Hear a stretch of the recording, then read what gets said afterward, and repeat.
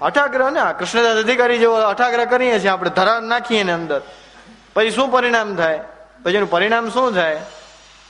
તો એક વખત ઠાકોરજીને રાજભોગ ધરી દીધા ગુસાઈજીએ, રામદાસ ભીતરિયા અને ગુસાઈજી બધા રાજભોગ ધર્યા હતા, અને રાજભોગ ધરી દીધા, અનોસર થઈ ગયા, બધા પ્રસાદ લઈ લીધો, ગુસાઈજી ભોજન પણ કરી લીધું, પોટી ગયા, અનોસર થઈ ગયા, રામદાસ ભીતરિયા સુઈ ગયા, ગુસાઈજી શ્રીનાથજીએ લાત મારીને જગાડ્યા, હું ભૂખો છું, હું બધા સુઈ ગયા, મને કઈ કરો ગાવ, હવે હું ભૂખો છું, આ શ્રીનાથજી એમ આજ્ઞા કરે. તો રામદાસ ભીતરિયાને એમ થયું કે રાજભોગ ધર્યા, ગુસાઈજીએ ધર્યા, બધું એટલું સ્પષ્ટતા થઈને આ કેમ થઈ શકે? તરત જ ગુસાઈજીને આપે રામદાસે ચરણ દાબીને જગાડ્યા, અને ગુસાઈજીને કીધું, ઠાકોરજી એમ કહે છે કે હું ભૂખો છું.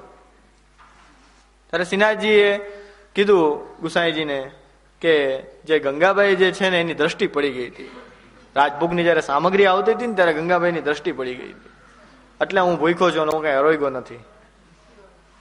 આવી ગુસાઈજીને અહીંયા આજ્ઞા કરી આપે. પછી ગુસાઈજી તાત્કાલિક સામગ્રી સિદ્ધ કરાવી અને ભોગ ધર્યા, અને ભોગ ધરીને પછી બધાને પાછો મહાપ્રસાદ લેવડાવ્યો, બધાએ મહાપ્રસાદ લીધા, ને પછી ગુસાઈજી પાછા અનુસર કરાવી અને પર્વતની નીચે પધારતા હતા. કૃષ્ણદાસ અધિકારીએ કીધું કે આ બધું આજ કેમ બધો ક્રમ વિખાઈ ગયો? આજે પાછા ભોગ આવ્યા અને આ પાછું બધો પ્રસાદ લે છે, અને આ કેમ ક્રમ વિખાઈ ગયો? ત્યારે ગુસાઈજીના જ વાક્ય છે, તિહારોય કરત ભોગતે. ત્યારે શું ગુસાઈજીએ જ કીધું, તિહારોય કરત ભોગતે. આ તારું કરેલું ભોગવા ગંગાબાઈને તું લઈ આવી, ન લઈ આવ્યો હોત તો આ બધું ન થાય, આ લઈ આવ્યો એમાં બધું થયું.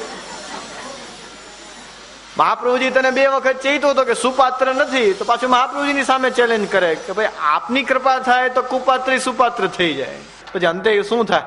આપણે ઠાકોરજીની સેવા તો કરતા હોય, એને બધાને તો રુચિ જ નથી, રુચિ વગર તમે લઈ આવ્યા ગંગાબાઈની જેમ.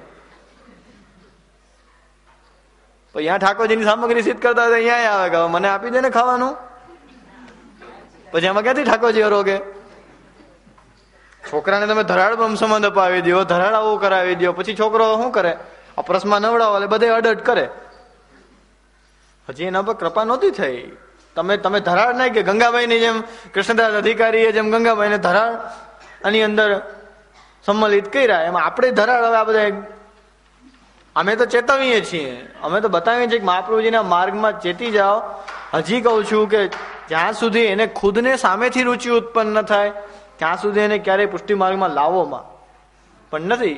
આ બાલક ના પાડે તો બીજા બાલક પાસે, ઈ ના પાડે તો ત્રીજા બાલક પાસે. આપણે ક્યાં ખૂટે એમ છે? બાળકો ગામમાં તો રોજ પધારતા જ હોય, કોક ને કોક તો આવશે જ.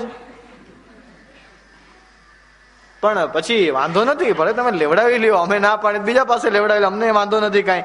પછી આવું થાય. પછી ઠાકોરજી એમ કે તિહારો કરત ભોગતો, એને મારું મોઢું જોવું ગમતું નથી ને મને એનું મોઢું જોવું ગમતું નથી. મારે કૃપા કરી નહોતી મેં એના ઉપર, તમે ધરાળ બ્રહ્મ સંબંધ દેવડાવ્યું.